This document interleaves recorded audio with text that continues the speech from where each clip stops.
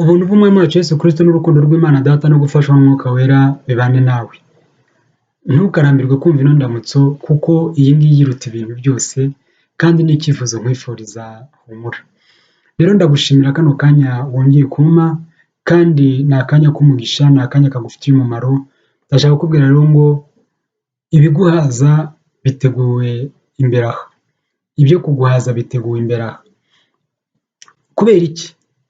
Imana izi neza ibyo ucamo, izi neza akababaro gakomeye ugira iyo utabona ibigutungira umuryango. Nubwo abantu batabimenya kuko bazi ko ukora ahantu hakomeye, nubwo abantu batabimenya kuko bazi ko ufite amafaranga, nubwo abantu batabimenya, ariko Imana yo ibizi, ivuganiye nawe muri kano kavidewo, ivuganiye nawe mu muteguro wako ngo ibiguhaza biteguwe aha ngaha imbere. Reka nkubwire ko Bibiliya ibivuga mu gitabo cy'umuhanuzi Yoweli n'umurongo waho wa 26, aravuga ngo kandi muzarya muhage. Umva, wowe n'abana bawe, wowe n'abagukomokaho, wowe n'aba mu rugo rwawe, muzarya muhage.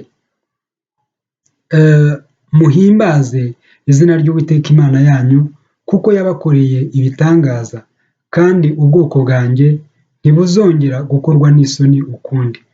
Hari ibihe bigera ibibazo bikaba, haba biturutse ku burwayi, biturutse ku gupfusha, biturutse ku guhomba, biturutse ku kubura akazi, umuntu akicwa n'inzara n'ab'umuryango we, umuntu akagira ingorane zikomeye kandi inzara iraryana muvandimwe. Humura, si wowe gusa, igihe cyatambutse kandi igihe urimo ibyo ngibyo Imana irabizi neza. Rero Imana itanze isezerano ryo guhaga, ryo kubona ibitunga ab'umuryango.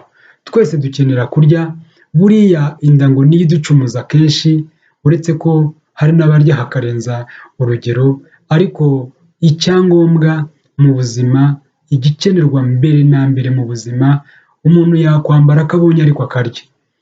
Ariko humura, Imana izi neza iyo ngorane yo kubura ibyo kurya, niyo itanze iri sezerano. Intangiriro yabyo njye ntabwo nyizi, ntabwo nzi impamvu bibaye bikeya, ntabwo nzi impamvu bitaboneka, ariko iyo ari yo yose Imana ifite igisubizo. Imana isubirije mu ijambo ryayo ngo muzarya muhage.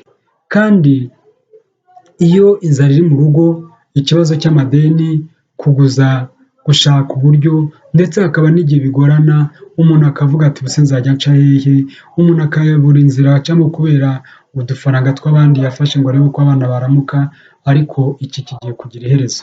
Ntabwo mburanira Imana ngo mvuge ngo inzira bizaca muri iyi nzira, ariko icyo nzi cyo ni uko nubyizera biraba uko Imana yabiguteguriye. Ntushidikanye kandi ntiwibaze aho bizanyura. Hari korasi ivuga ngo wowe kwibaza uburyo uzatabarwa kuko Imana ntabwo igirwa inama.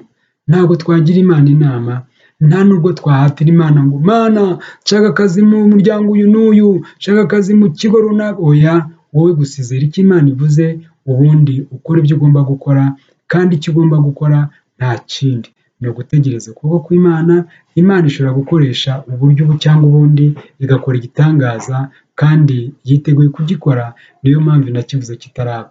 Rero Imana yiteguye kuguhazanya n'abagukomokaho, kuguhazanya n'abagusura, ukazibuka iyi minsi ukayiseka, mu izina rya Yesu Kristo, amen.